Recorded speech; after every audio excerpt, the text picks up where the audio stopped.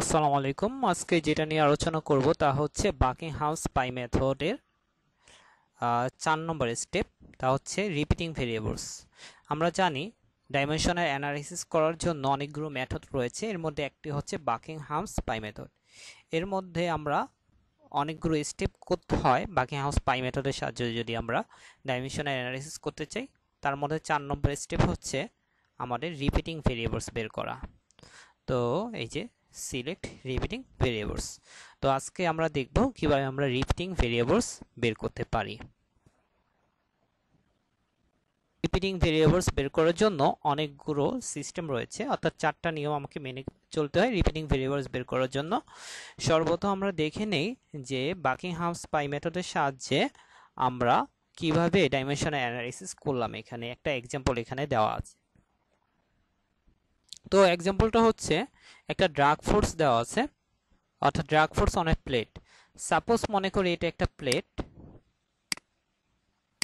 এটা একটা তরলের মধ্যে আছে বা তরের মধ্যে দিয়ে, তো ওখানে একটা ড্রাগ ফোর্স কাজ করবে। ড্রাগ ফোর্স হচ্ছে এক ধরনের ফ্রিকশন ফোর্স, অর্থাৎ আমরা যেমন পদার্থের ক্ষেত্রে ফ্রিকশন থাকে সলিডের ক্ষেত্রে, ঠিক তেমনি তরলের ক্ষেত্রে যে ফ্রিকশন ফোর্স থাকে, এটা হচ্ছে drug force on type of friction force of liquid. আচ্ছা, এই ড্রাগ ফোর্সটা ডিপেন্ড করে অনেকগুলো ভেরিয়েবলের উপর, অর্থাৎ বলতে পারি অনেকগুলো রাশির উপর এই ড্রাগ ফোর্সটার পরিমাণ বা কোয়ান্টিটি ডিপেন্ড করে। তো যখন এই প্লেটটা কোন একটা ফ্লুইডের ভেতর দিয়ে যাচ্ছে, তখন এই প্লেটের ওয়াইড অর্থাৎ প্রস্থ, হাইট অর্থাৎ উচ্চতা, রো মানে ঘনত্ব, প্লেটের ঘনত্ব, মিউ ফ্লুইডের ভিসকোসিটি, আর ভেলোসিটি ভি ভেলোসিটি অর্থাৎ প্লেটের ভেলোসিটি, এগুলোর উপর ড্রাগ ফোর্সের মানটা ডিপেন্ড করে। তো আমরা ফার্স্ট টাইম দেখে নিব যে ড্রাগ ফোর্সের মানটা যে সমস্ত বিষয়ের উপর ডিপেন্ড করে এবং ড্রাগ ফোর্স প্রত্যেকটার মাত্রা সমীকরণ কীরকম, অর্থাৎ ডাইমেনশনাল অ্যানালিসিসটা কীরকম, ফান্ডামেন্টাল ডাইমেনশনটা কীরকম। তো আমরা দেখলাম ড্রাগ ফোর্সের জন্য ডাইমেনশন এটা, আর ওয়াইড এটা যেহেতু এক ধরনের লেন্থ, হাইট, প্রত্যেকটা ডাইমেনশনাল অ্যানালিসিস আমরা বের করে নিলাম, অর্থাৎ মাত্রা সমীকরণগুলো বের করে নিলাম। এখন এখানে দেখা যাচ্ছে কিভাবে ডাইমেনশনাল অ্যানালিসিস করেছে। এটা এখানে একটা সম্পূর্ণ ডাইমেনশনাল অ্যানালিসিস এখানে দেখানো হয়েছে। জাস্ট আমরা শুধুমাত্র এখন রিপিটিং ভেরিয়েবলস, অর্থাৎ এই অংশটা হচ্ছে রিপিটিং ভেরিয়েবলস। তো রিপিটিং ভেরিয়েবলস নিয়ে আলোচনা করব। প্রশ্ন আসতে পারে এটা রিপিটিং ভেরিয়েবলস কিভাবে বুঝলেন, এটাই এখন আমরা বুঝবো যে এটা কিভাবে রিপিটিং ভেরিয়েবলস।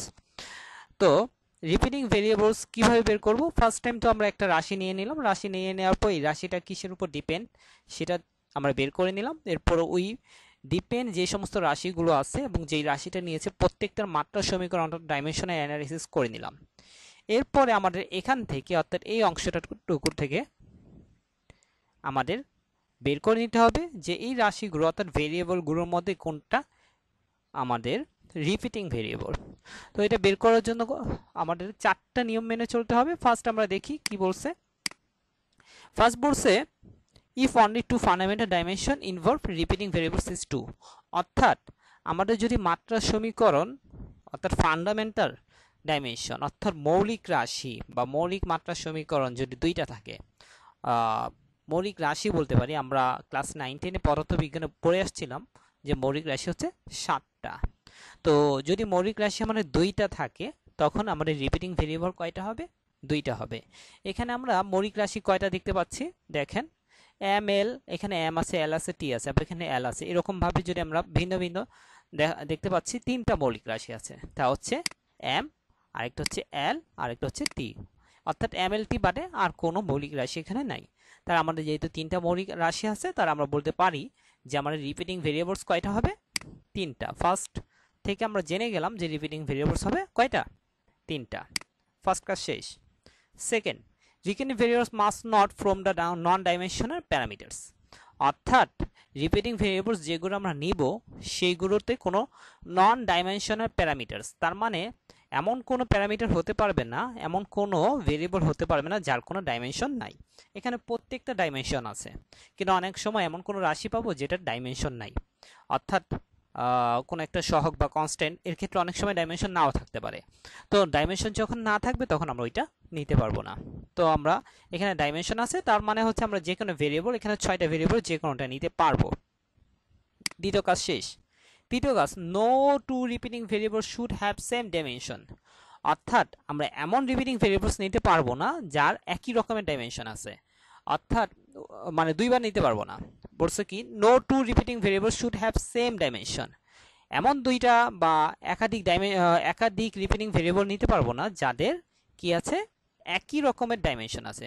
অর্থাৎ আমি যদি প্রস্থ নিতে চাই যার ডাইমেনশন এল, উচ্চতা নিতে চাই যার ডাইমেনশন এল, দুইটারই একই রকমের ডাইমেনশন, তো রিপিটিং ভেরিয়েবল এই দুইটাই একসাথে নেওয়া যাবে না। যদি আমি প্রস্থ নেই, উচ্চতা নেওয়া যাবে না, যদি উচ্চতা নেই তাহলে প্রস্থ নেওয়া যাবে না।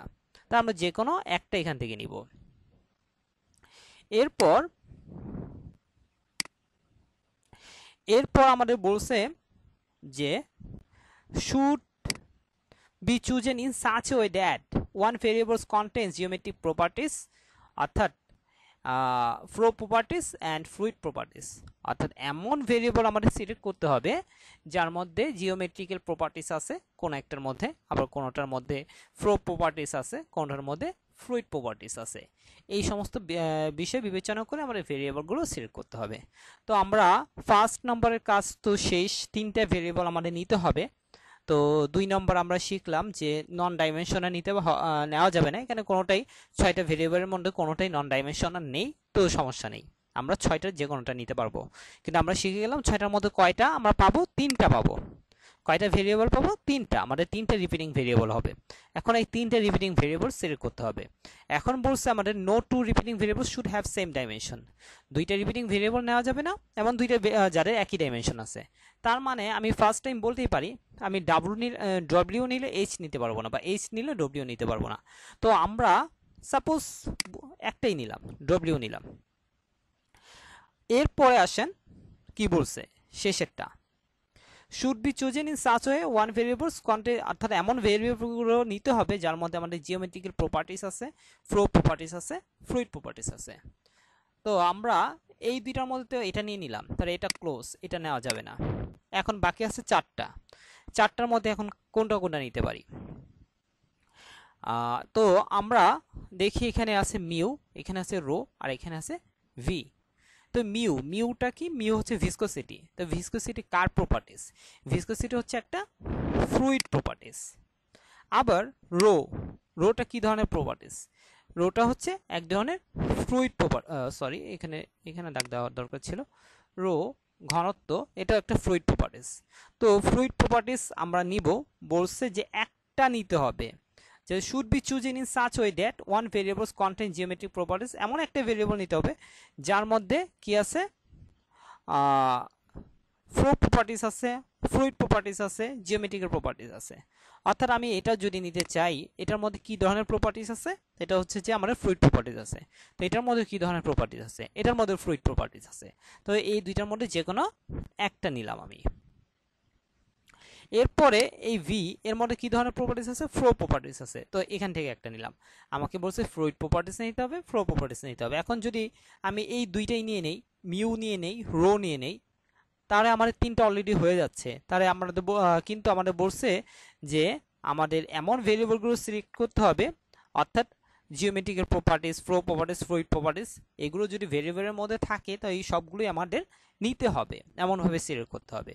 তো আমি যদি শুধুমাত্র মিউ আর রো নিয়ে নেই, তাহলে তো আমি ফ্লুইড প্রপার্টিস নিলাম, ফ্লো প্রপার্টিসটা বাদ দিলাম। ফ্লো প্রপার্টিস কোনটা, এই যে ফ্লো প্রপার্টিস হচ্ছে ভেলোসিটি আর অ্যাক্সেলারেশন। তো সেক্ষেত্রে আমরা একটা ফ্লুইড প্রপার্টিস নিলাম, একটা ফ্লো প্রপার্টিস নিলাম। তার মানে আমরা কি পেলাম, ডাব্লিউ, ভি এবং রো পেলাম, অর্থাৎ রোকে নেওয়া হয়েছে, আমরা মিউকে বাদ দিলাম। তো আমরা বুঝে গেলাম যে কিভাবে আমরা রিপিটিং ভেরিয়েবলস বের করতে হবে। তো আমি ফার্স্ট টাইম থেকে আরেকবার বলে দিই রিপিটিং ভেরিয়েবলস আমরা কিভাবে বের করব।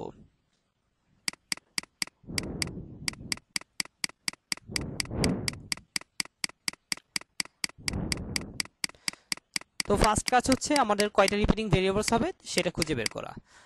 তো আমরা দেখলাম যে রিপিটিং ভেরিয়েবলস আমাদের কয়টা হবে, যেহেতু আমাদের ডাইমেনশন আছে, যে ফান্ডামেন্টাল ডাইমেনশন 3টা আছে, তার রিপিটিং ভেরিয়েবলস হবে কয়টা, তিনটা। তো ফার্স্ট হচ্ছে তিনটা আমরা জেনে গেলাম। এখন কোন তিনটা নিব এটা হচ্ছে আমাদের কথা। তো আমাদের এমনটা নেওয়া যাবে না যার মধ্যে ডাইমেনশন নাই। আমার প্রত্যেকটা ডাইমেনশন আছে, তার আমরা যে কোনোটা নিতে পারবো। এটা আমরা সেকেন্ড যেই রুলস সেখান থেকে শিখে গেলাম। থার্ড রুলস হচ্ছে যে এমন কোনো ডাইমেনশন নিতে পারবো না, যেটা অর্থাৎ এমন কোনো ভেরিয়েবল নিতে পারবো না যার ডাইমেনশন একই রকম। অর্থাৎ আমি এই দুইটা দেখা যাচ্ছে যে দুইটা ডাইমেনশন একই রকম, অর্থাৎ এই দুইটাই একসাথে নিতে পারবো না, যে কোনো একটা নিতে হবে। তো আমরা এখান থেকে আমরা এটাকে সিলেক্ট করলাম, এটা বাদ। তো একটা বাদ হয়ে গেল, অলরেডি আমরা পেয়ে গেলাম যে একটা বাদ। তার বাকি আছে কয়টা, এটা তো নিয়েই নিছে, এইটা বাদ হয়ে গেছে, বাকি আছে আমাদের চারটা। এরপর আমাদের বলছে যে আমাদের যে ভেরিয়েবলগুলো নিব সেই ভেরিয়েবলের মধ্যে অবশ্যই একটা ফ্লো প্রপার্টিস থাকতে হবে, জিওমেট্রিক্যাল প্রপার্টিস থাকতে হবে, ফ্লুইড প্রপার্টিস থাকতে হবে। অর্থাৎ যেই আমাদের ভেরিয়েবলগুলো আছে এর মধ্যে যদি আমার ফ্লো প্রপার্টিস, ফ্লুইড প্রপার্টিস এই ভেরিয়েবলগুলোর মধ্যে থাকে, তার একটা একটা করে নিতে হবে।